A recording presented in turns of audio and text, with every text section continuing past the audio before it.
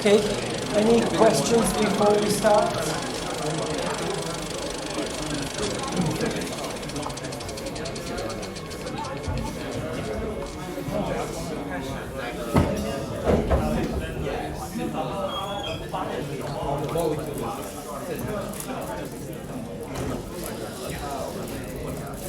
Okay, if there are no questions,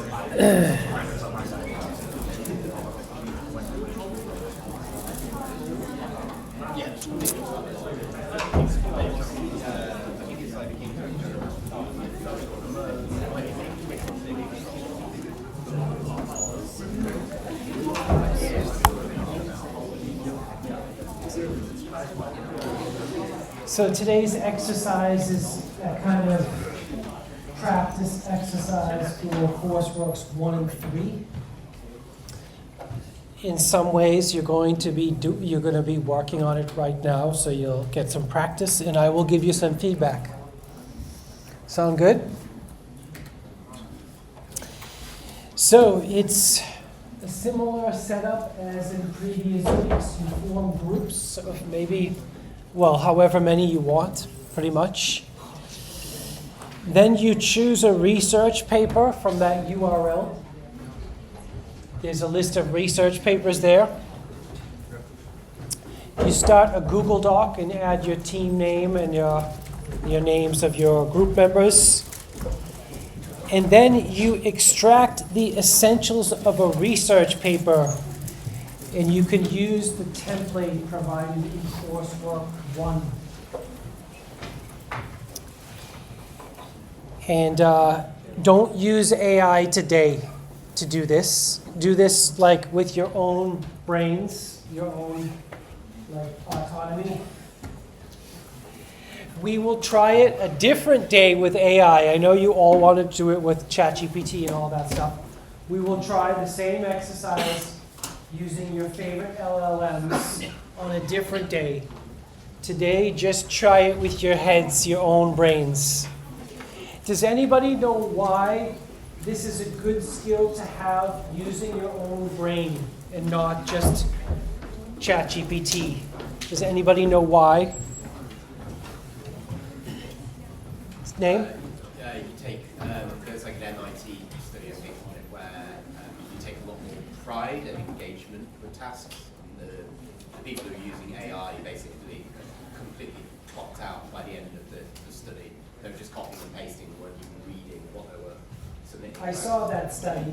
Yeah. So, like, the people that used AI didn't learn anything. Yeah. That was the basic conclusion. And they had a terrible, they did not have enjoyment either, whereas the people who could use Google, the people who could only use books, all had high engagement, high enjoyment. That's true. It changed the learning experience. It made the learning experience not very interesting.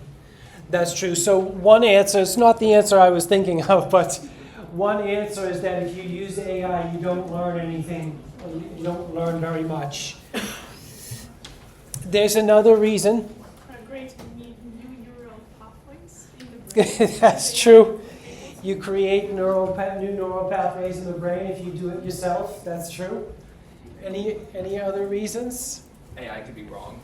Yes, that's the answer I was thinking of. You still need to be able to double check if what you're getting as an answer is correct. Because if we're looking at your coursework, which we do look at them, like I have spotted AI errors. I can spot them. And then your score goes drastically down to like the fail category.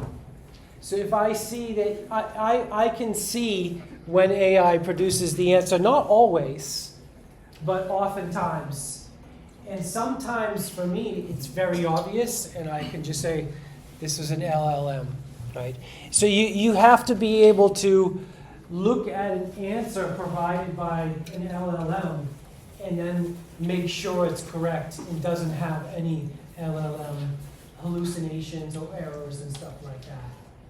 Did anybody see the recent news about the head of chief police who used an LLM to create a report and he got caught because the LLM hallucinated and he submitted the hallucination in his report. That guy got fired. Like that was in the national news. Am I the only one that saw that? It was the chief of police, I can't remember, maybe like in Manchester or something like that. Anyways, you have to still be able to check the correctness of the answers you're getting. Never mind the other good reasons like actually learning. Learning is good too. But that's not usually a convincing argument. Okay, so you extract the essentials, you put them in your Google Doc, and then you submit the Google Doc to myself, and I will give you feedback in the second half of the workshop. Some more nice hints where you find the essentials when you're looking at a research paper. You can find the concept in the abstract of the introduction, just like we said on Wednesday. The implementation or the methods section, there's a methods section after the related work section, often section 3, paragraph 1. If it's a well-written paper, there's where you find the summary of the method.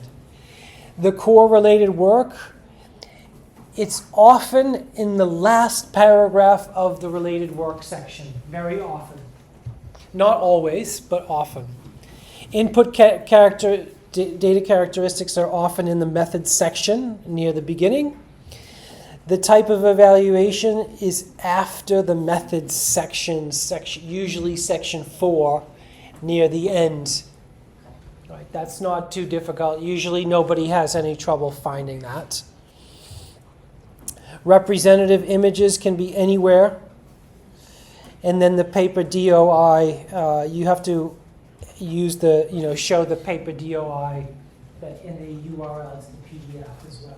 That's part of Coursework 1, is submitting the DOIs and the links to PDFs, just so we can check quickly, like if we want to look at the research paper that you summarize. Any questions about this? If you do have questions during the exercise, you could just let me know. And if you want to be in a special group, you can be in that group. If you have a special organization that you're interested in, you can self-organize. Otherwise, I will put you into groups. Sound good? Yeah. Good?